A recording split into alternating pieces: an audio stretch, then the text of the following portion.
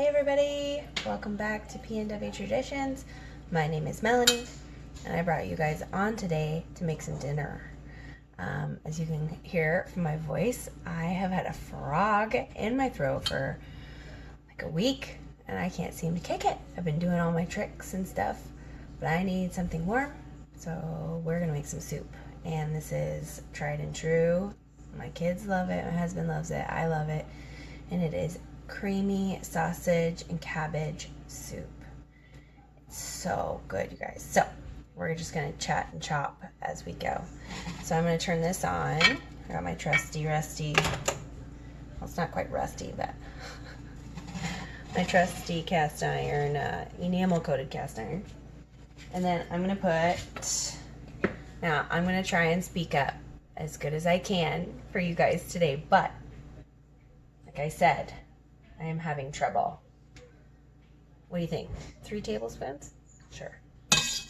We're gonna put that in the pot and get it melting so that we can cook all of our veg in here. I don't know if you guys can see behind me, but I've got stuff laid out. All of this stuff here. So we're gonna start off with an onion. The recipe calls for 2/3 of a cup of onion, but I just usually pick the smallest one that I have. I'm gonna back you guys up. I'm gonna pick the smallest one that I have and throw a whole onion in, because let's be honest, who likes to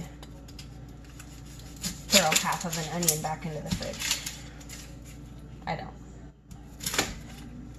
So yeah, I don't know what has hit me. I have gotten this chest cold, I guess you could call it. I've had 0 symptoms, no fever, no nothing. No, it's not the Rona.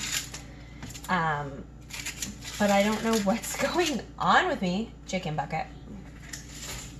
I don't know what is happening with my throat, and it's like in my lungs. And about 3 or 4 days into it, I finally was able to like get stuff up coughing, but needless to say, I need the soup. So I'm just doing this sort of like a fine dice.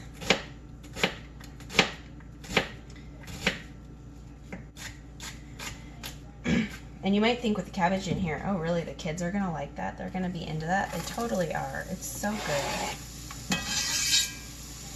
Cabbage sort of melts into it, if you will. I don't even know how to describe it, but it gets really, really soft. It doesn't stay crunchy. And so I feel like that's more of an appeal to the kids. Okay, so 1 really small onion, and then we're gonna move on to a rib of celery. You guys, usually I pick a celery from like the middle because I really like the leafy tops. It's like poor man's parsley. You get it for free, it comes with your celery. But today I didn't. I chose just the big guy on the outside. And I'm going to chop him up sort of fine. So I just kind of make little strips like that. Sorry, my eyes are watering now from that onion. Mom. So I'm just going to make strips like that. Yeah. And then dice it up really, really fine.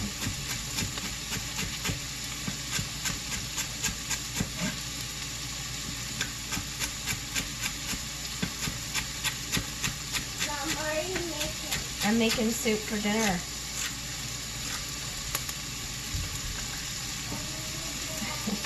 Making soup. That's what I'm doing.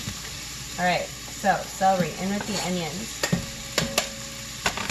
I'm going to give it a little toss around.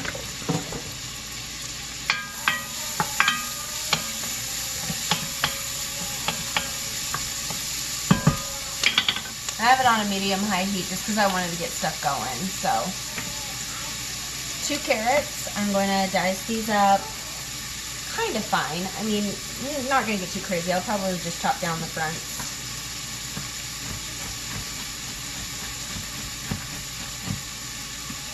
Like that.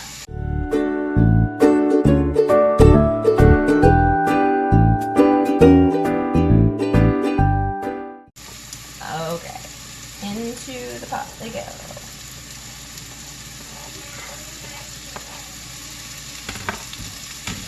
Give a little stir.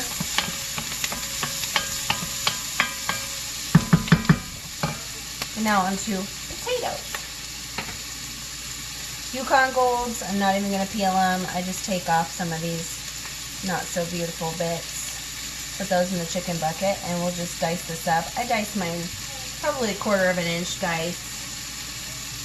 My kids and husband both like finely diced potatoes.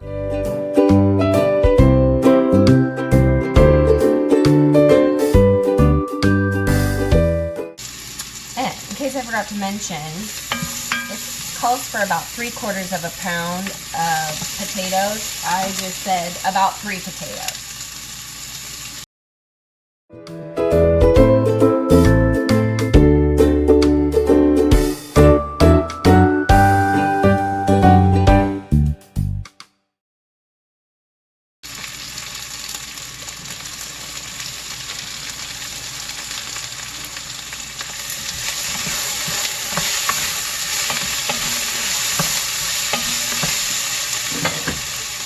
A little bit of olive oil.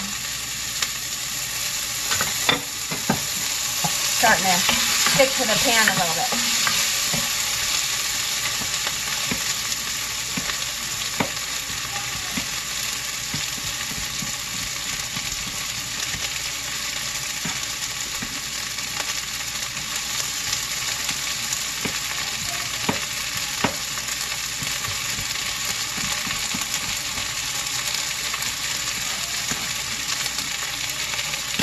Okay.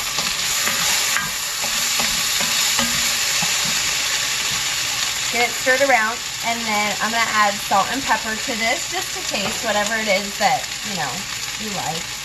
So I'm going to do a couple of really big pinches of salt and a really big pinch of black pepper. And I decided to only go with 2 potatoes because that last potato was humongous. So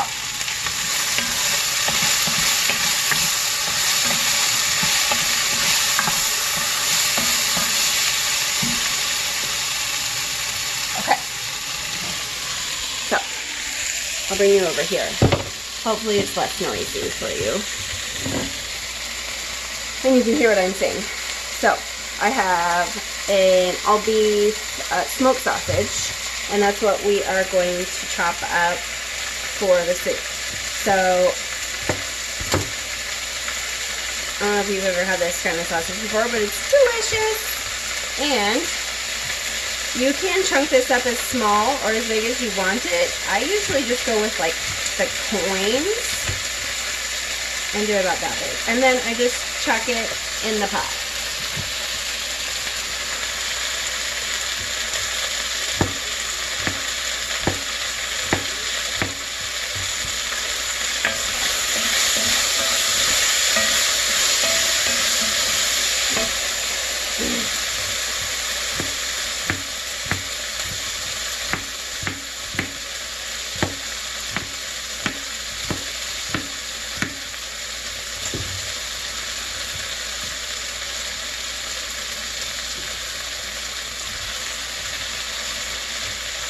Okay, and so this half I'm actually going to split like in half first and make some smaller pieces, just a textural thing.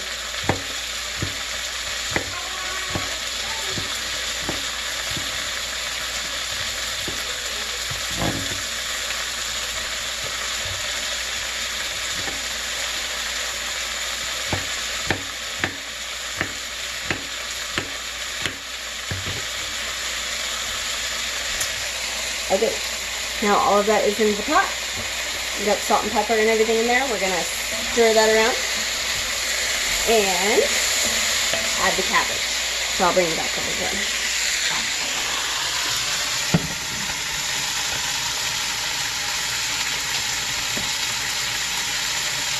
Looking good. Some of my onions got a little bit dark, but that's okay. They'll just add flavor.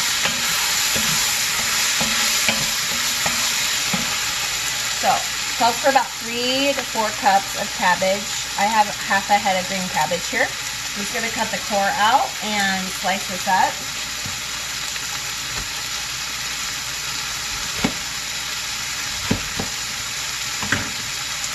Chicken strips. So I'll cut the head of cabbage in half this way, and then I'll just slice it short ways.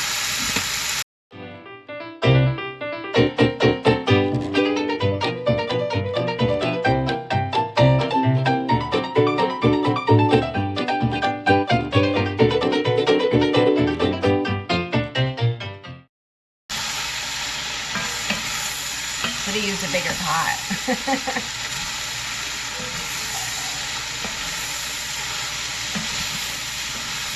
And you can see how that cabbage, it already has started to wilt and cook down. So it seems like you're just adding a ton, but it does cook away. Alright, I'm going to clean up my mess really quick. I'll bring you guys back and we're going to add some of the liquid to this. Alright, I clean everything up. I'm one of those people. I have to have a clean kitchen. So we're going to add the liquid into this, which calls for chicken stock. I have turkey stock that I made and it's super delicious. 4 cups, which is an entire quart. So we're going to add that in. And we're going to quiet this baby down.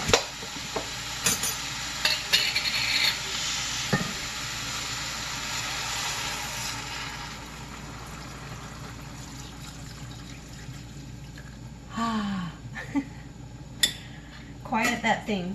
Okay. So now that we got that in there, we're going to add, so you can either use fresh or dried. I obviously don't have fresh. I live in the northern states, and there was snow yesterday, so I have not grown anything yet. So let me double check my recipe over there. It says 3 tablespoons. I'm going to go with about 1.5 tablespoons of dried parsley.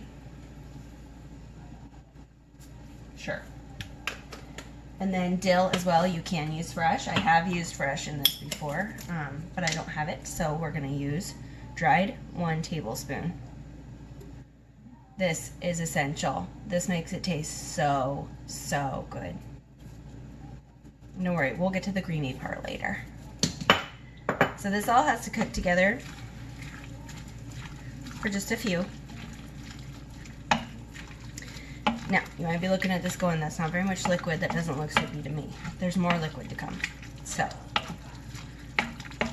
and if you like things more soupy, you can always add extra water now or at the end. But I would encourage you to wait because the cabbage does let off some liquid into this. So, we're gonna let that cook.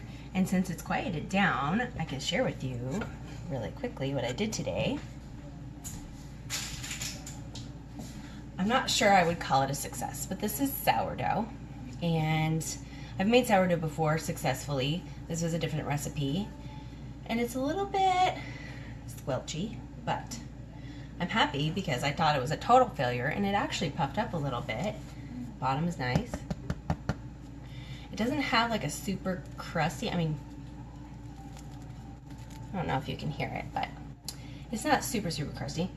It smells great, and I let this rise overnight, and so it has a good sour flavor, which I haven't gotten before. I hadn't ever let it develop that long. And this one I already cut into, and you can see I got those bubbles. Look at that. Look at that. I got all the bubbles. So it's a little bit squishy, but it tastes good, and it smells good. So I'm happy about that. So we're gonna have some of that with our soup tonight. So I'm gonna let this come up to a boil, which is already bubbling. And then I'm gonna bring you guys on to do the creamy part of the soup. Okay, so we are gonna start the creamy part of this soup. And it's basically a bechamel. So we're gonna start by making a roux. Let's bring you guys down here so you can see what's going on. And I'm gonna get 1/3 of a cup of butter melting in my pot. I'm gonna get my whisk out.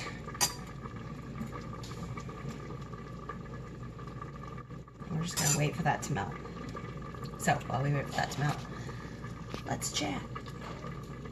The weather has been insane here, and I've been watching all these other homesteaders and people that live in the South that are like, oh, it's beautiful, the birds are chirping. Wish the birds are chirping here too, by the way, but talking about how amazing it is and how wonderful it is.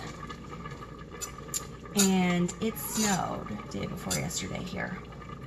So I don't have the luxury of planting anything yet. All these people have greenhouses full of stuff. And I'm probably 2 weeks behind where I need to be as far as doing my starts. But I live in Idaho, y'all. It's cold here, and I'm sad because I'm watching all these other people planting all of their things and getting ready to even start a garden, and I'm like, the ground is still frozen here, so I'm not so patiently waiting for that. All right, so I got my heat on like medium high. This is about fully melted. So key to a roux, even amount of fat to even amount of flour. So we have 1/3 of a cup of butter. So we're gonna do 1/3 of a cup of flour. And we're gonna whisk this until it's a little tan.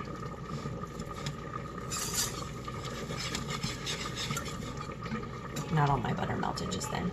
But you want to keep it moving, and you want to cook off all of that flour taste. If you don't let this cook first before you add liquid to this, it's going to taste gross.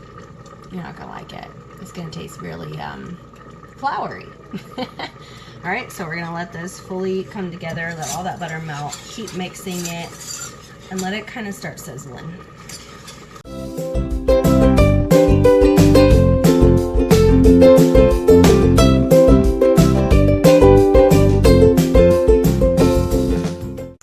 So you can see how this is bubbling up, and it's got this lovely sort of golden color to it.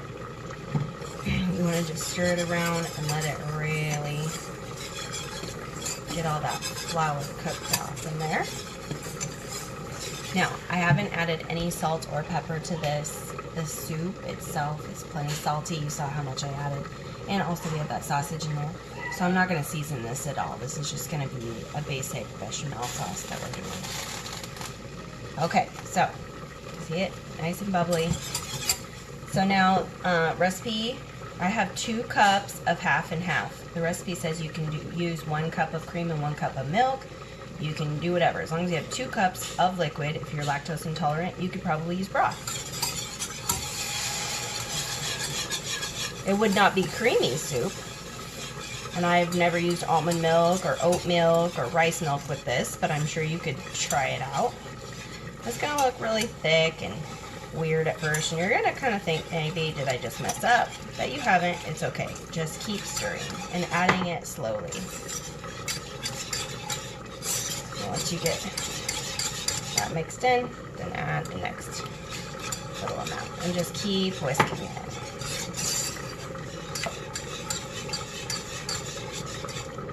It's important that you do this slowly, that way you don't get any big lumps. We don't want that. Okay, I'm going to pour the rest in. And I still have this overheat.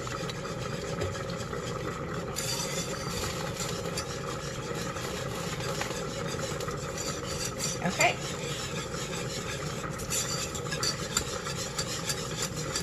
So, once we've got this fully incorporated, we want to make sure that this is really well mixed. We're going to add this into our soup.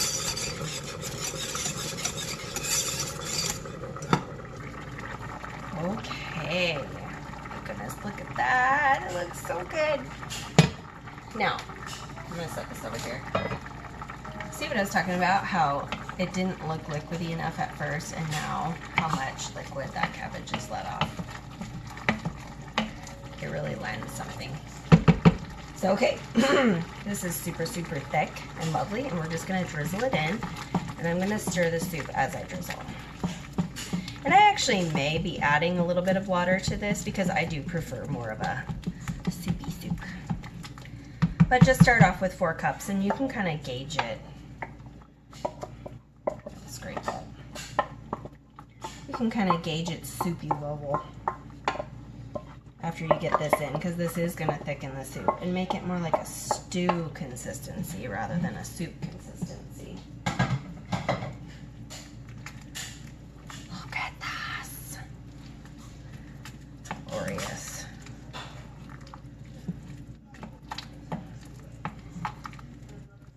Holy moly. Okay, I'm going to add about a cup and a half of water.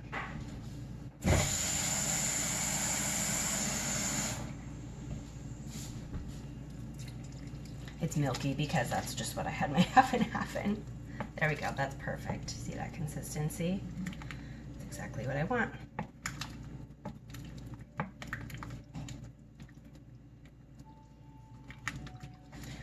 Holy moly, you guys, I cannot wait to dig into this. I'm super excited. A big bowl of this with some of that crusty bread. It's gonna be good. So I am just gonna let this cook for, I don't even know, just a few more minutes, just until all of those veggies, and I know everything is fully cooked. All of the potatoes and carrots are tender, and then we'll taste test it. So I'm just gonna let this go for probably another 5-6 minutes.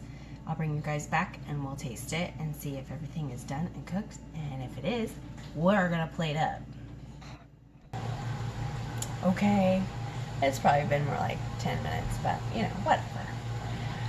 It's time. Take this lid off. It looks fantastic. Stir that around. You can see it. Oh, you can see it. Look at this. It smells delicious. Oh, I forgot to get a spoon. Let's grab a spoon. Okay, so, oh, there's a potato right there. I just want to make sure that the potatoes and the carrots are done, so let's just get a couple of those. Oh.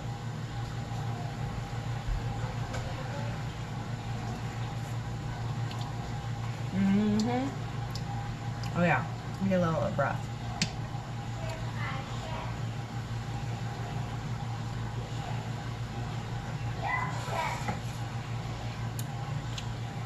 That's delicious, you guys.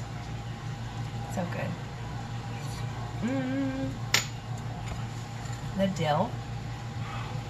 It's essential. You've got to put the dill in there. If you're like, I don't like dill, put it in there.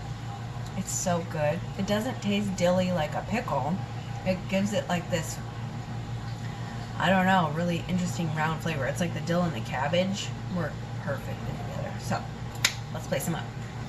My beautiful mason jar bowl. Look at that. I love these bowls.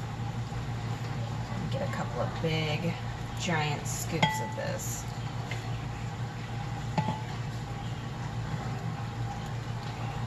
Ugh, yum!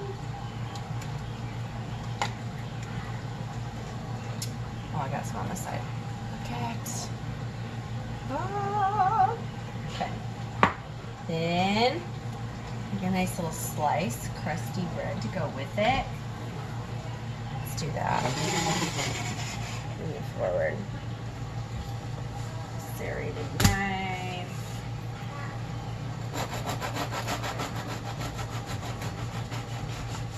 Holy cow. So good. Look at that.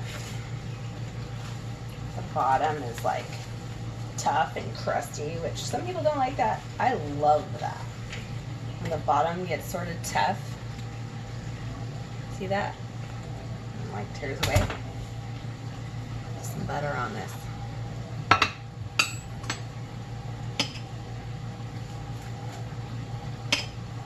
We won't be shy about the butter, right? Not feeling well, and when you're not feeling well, what can cure you other than butter? Okay, you guys, if that is not the perfect dinner, I don't know what is. You have to try this. It's so good. All right, I'm gonna go feed my people. I'll catch you on the next one. Bye.